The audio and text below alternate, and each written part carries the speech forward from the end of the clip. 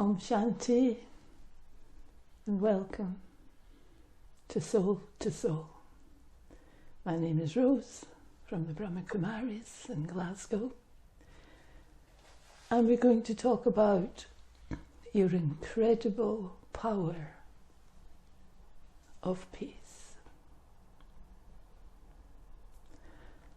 So we start by thinking about peace as our original power, and that peace is the seed of everything that happens in our lives. And peace gives us power. So how does peace give us power?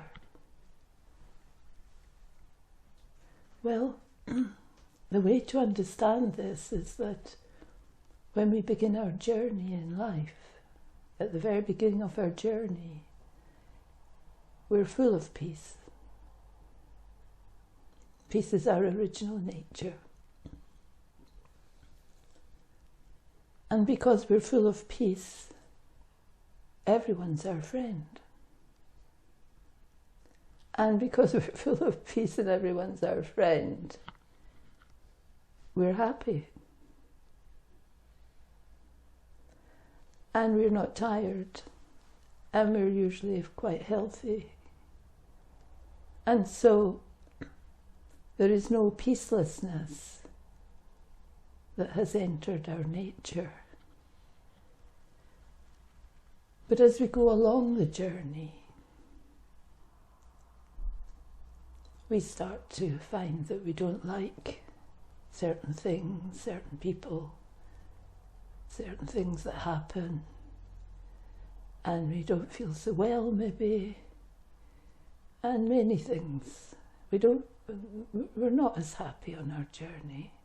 And why is that? What has happened there is that the dislike, the unhappiness has removed or displaced or transformed some of our peace into peacelessness or disturbance. So we say peace gives us power and peacelessness makes us weak. So if you think of that now, if I can restore my peace, I will restore my power. If I continue having dislike, having people I don't like, feeling unwell, letting things trouble me too much, feeling fear, being worried, I'll continue to lose more and more peace, and become more and more peaceless. So, what am I going to do about this? We could look at silence, because silence is a very beautiful energy. These things are quite easy to look at. It's not daunting to think of silence. Even physical silence is very beneficial for us. Silence encourages creativity. Silence could be filled with wonder. I can think of all sorts of things in silence. If I choose, I can think of wonderful things. And the wonderful things mean they're a wonderful energy, and they're not actually too disturbing, these thoughts. So what is sweet silence? It's not an oppressive silence, a heavy silence. How can I talk myself into silence? Soothing, sweet, gentle, nourishing. A space to be my peaceful self. So I can take time in meditation to practice thinking nice things to myself, if possible, about myself.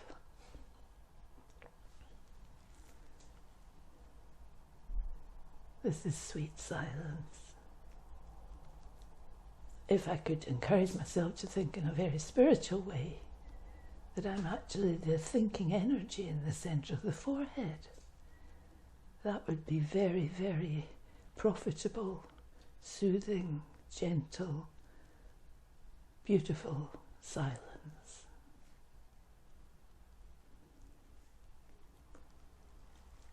And so what we look at, if we're really interested in becoming peaceful, I need to think how to change some of my energy patterns. If I'm still anxious and worried to a large extent, and I still feel threatened and powerless and fearful, and then I'm not changing. I'm still under the influence of the things that I've gathered on my journey. It's been a long journey, but now I don't need to hold the things that I've collected on my journey. And if I don't make a movement to change, there will be no change. Because I want to claim back my feelings of peace. Being calm and peaceful keeps me clear and able to choose my thoughts. So peace is active. Peace means I'm actually creating. I'm going back to peace from peacelessness. I'm doing something. I'm going back to my original nature, just in such a simple way, by being aware of silence and the beauty of thinking. And it creates new energy patterns. And so also if I'm doing this, I will have less thoughts, because worry, stress, fear, anxiety create masses of thoughts. Constant, disturbance. And I blame all these disturbances on things that are out there. And maybe quite rightly so, I collected them from out there. But now I'm looking in here and seeing that, oh gosh, I collected all of that. So the less thoughts, so the more calm, the less thoughts, I'll be more or less, whoa, this is really rather nice, rather than rapid, fearful thoughts. The more quality I will have in my thinking. Now, all of these very small, subtle changes will have created beautiful feelings inside me. Just even the minute I start this meditation, it doesn't take forever. I've already started, and I'll be creating beautiful feelings inside me. So meditation helps me to have less worry. So when is the best time to meditate? And can I maintain peace under all circumstances? I would say that the best time to meditate is definitely in the morning. Earlier the better, it's up to you. You make the decisions, it's your life, it's your character. And if I'm seriously wishing to claim back from disturbance to peace, I will definitely be able to teach myself to maintain peace as much as possible, and then after some time I'll see the triggers, and I'll, as more or less under all circumstances, I'll hold on to something that's more calm. Obviously, the more practice, the better. So how do I begin to practice having good thoughts? And why is it so essential to spend time in solitude?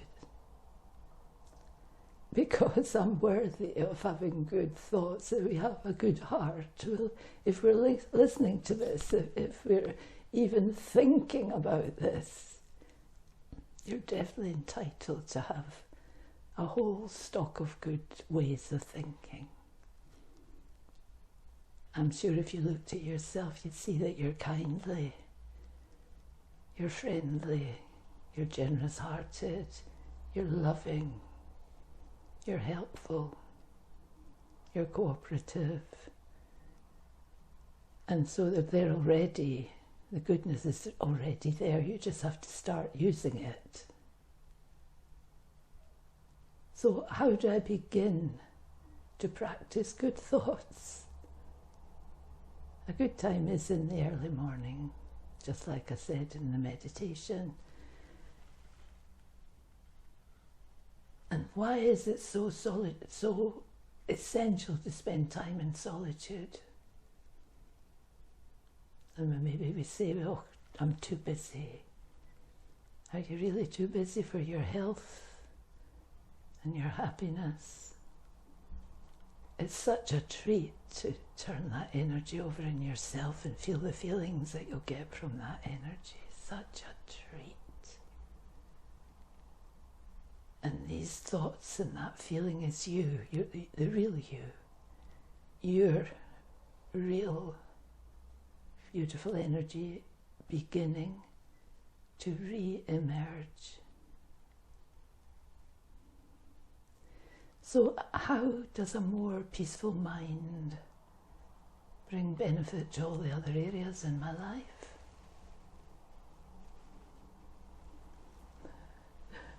I know it sounds like a magic wand. When I become peaceful, it affects my physical health. Oh, because I'm more rested inside and I'm creating better energy, boosts my immune system. I'll become more efficient because my head becomes clearer, far more clear. I can think better.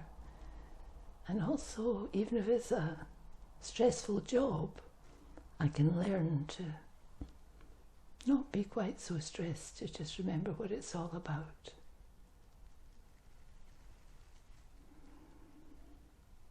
And my communications with friends and family can benefit a lot. I can be more tolerant and think more lovingly and helpfully about them and with them and to them, and be more cooperative.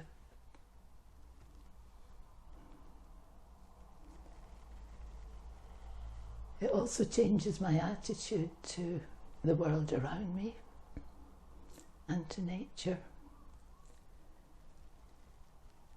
So, a lot of bonuses. So if I was to look again at this beautiful energy of silence and my incredible power of peace, which I can create. It's me that creates it. It doesn't just float in and sit there. I've lost it through disturbance. And I've lost it through being restless, being worried, being fearful, getting upset, getting angry, thinking, woe is me. What can I do? I feel there's nothing I can do. I'm disempowered. I've lost it through that. I can claim it back. So can I understand this power of peace? And if I do understand, do I really want to do something about it? If I do want to do something about it, I can remember there is another soul who is an ocean of peace. The one above, the divine being, the one that heads up all religions, the one who's the father of the whole world. That one will help me, because that one has no disturbance. And if I think of that one, all that I will receive from that one is a vibration of peace. This will help my vibration of peace and help me to move into my peace more quickly. So I could invite that ocean of peace to be with me under any circumstances.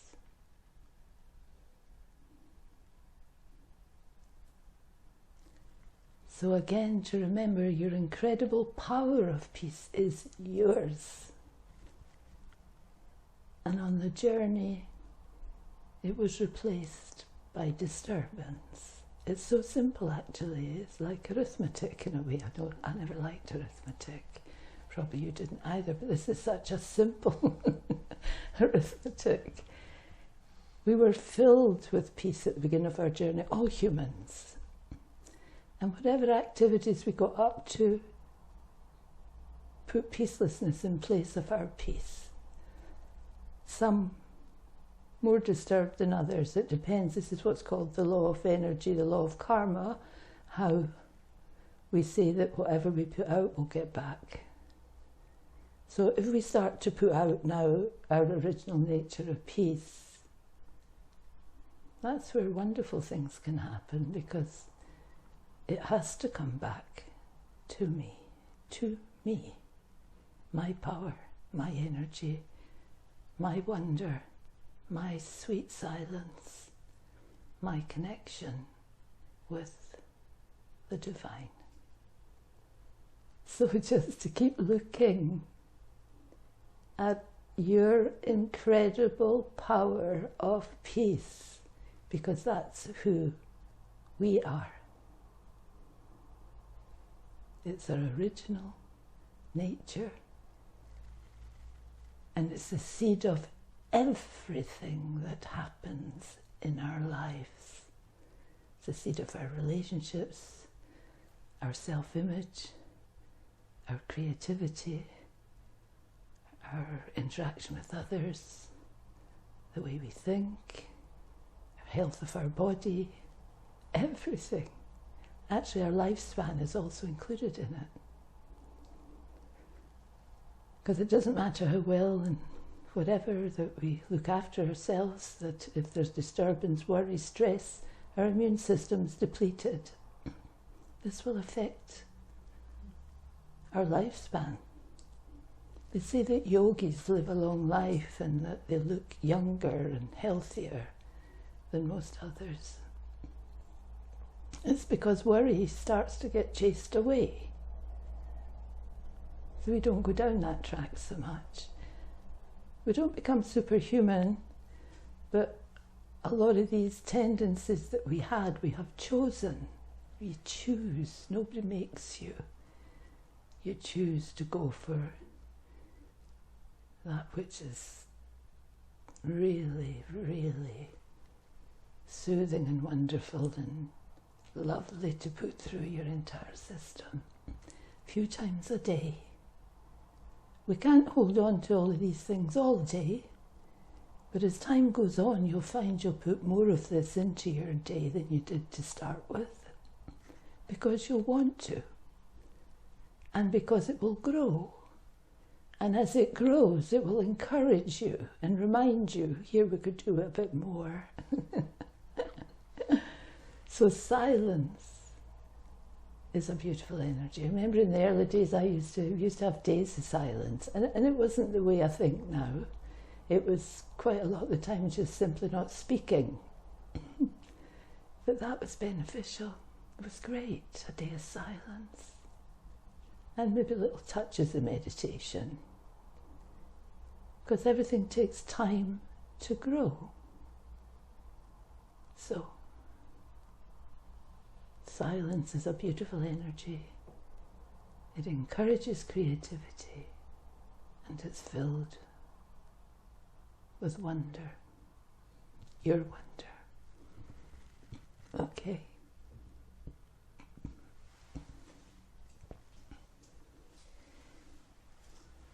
Could I ask a question about collecting? I thought that was a really good way of explaining disturbance, is that we collect disturbance as we go along our journey, and then rather than realising I've collected the disturbance, it's like I've actually in a way chosen to take on the peacelessness, and then blame external things, but actually it's me that picked it up. So if you say something about changing your way of thinking so that you don't pick up more disturbance, even if I could just stop picking up the disturbance. Everyone's individual. I always just speak from my own experience, is that when I begin to understand how disturbance can be a very painful thing, it hurts you inside. When I realise how uncomfortable it feels, and I will not understand that until I start to practice peace, I have to say, because I'll be used to the disturbance. I'll think it's ordinary. Everybody's disturbed, and so I'm just feeling part of the same as everybody else. But when I start to meditate and practice peacefulness, and when any disturbance comes to me and I've been unaware and suddenly disturbance comes, I realise it's most unpleasant energy. And perhaps before I would have looked around to see who had caused that disturbance. Who could I blame for that? Must have been because they said that to me, or they said something, and maybe they did. But now I understand that that's how things work out there, and people are not aware they're causing unpleasantness. They think that it's right, that they're right. Everybody thinks they're right. And so I must not challenge that. I must understand and send out peaceful vibrations to whoever or whatever situation caused me disturbance, and do my best to come out of that disturbance as fast as I can, because it's like acid in the mind. It bites and burns. Thank you.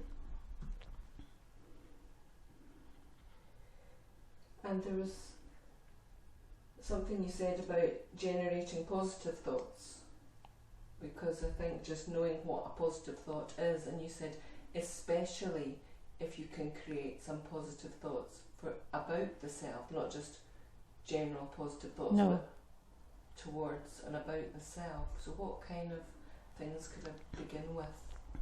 I think if everybody actually took and had a good look at their character, I'm not talking about the bad bits of the character, I'm talking about how tender-hearted you might be. I'm talking about how soft and gentle you might be. I'm talking about how kindly you might be. I'm talking about how strong and courageous you've been, because if you look back you might see things that you've come through that were difficult. If you start looking at yourself like that, get a hold of these energies and grow them. And you'll find that you're responsible, you're kindly, you're helpful, you're cooperative, you're loving, you're generous, you're all these incredible energies already. And then from that, a lot of baby energies will grow from that. And you'll find that, gosh, yeah, I am.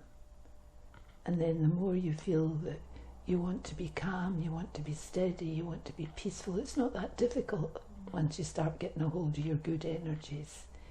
If you keep seeing yourself as despicable and sad and sick and all this and sort of gossipy and hateful and disliking others and all the rest of it, it'd be very hard to find the good energies in the self, because we've been on a long journey and we've created all these negative energies. And so I have to have a look.